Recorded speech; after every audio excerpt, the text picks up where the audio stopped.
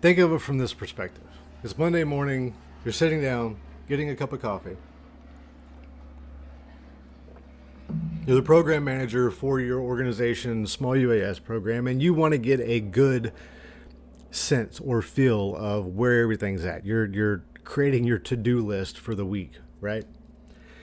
You go to your dashboard, which we're already on, and you can look at all your different pilots, right? So first thing I'm checking is, James is good to go. Kevin Weeks, he's got a recurrency coming up soon.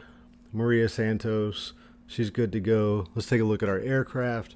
Our Altel is good. Our DJI 300 and Mavic are all good to go. So all of our aircraft are good to go, right?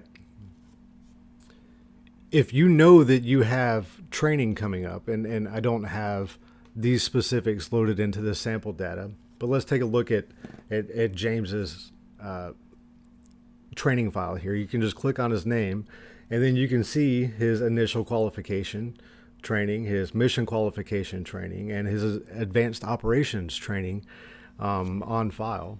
And if you're starting your program, this is pretty beneficial to the training process. You can log a training event. Let's say you're getting James spun up and he's just learning basic UAS operations, right? Stick moves forward, stick moves backwards, this one goes up, this one goes down, left, right, yaw, basic intro level UAS operations. Or even maybe the academic side of it. Hey, these are things that we need to do in order to ensure that we're operating safely. And then you put, a course name in there depending on what your course is for your organization.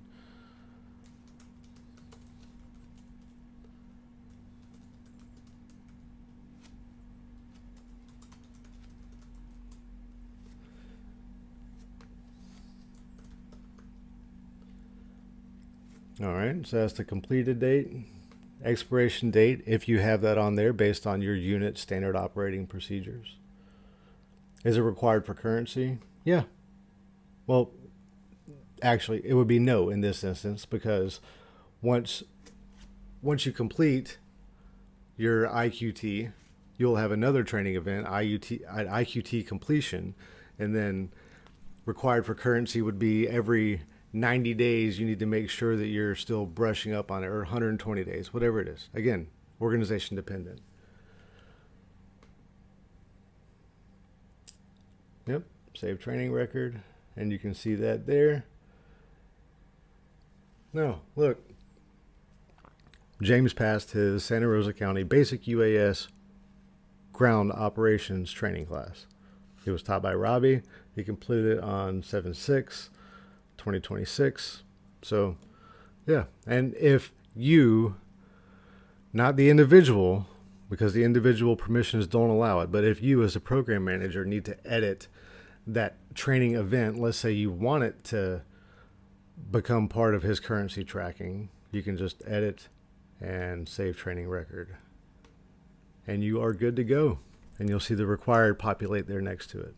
So this happens throughout all of your different levels of training, depending on your organizational needs. And getting back to that program manager mentality, my next step would be missions, which is what we're going to cover in the next section.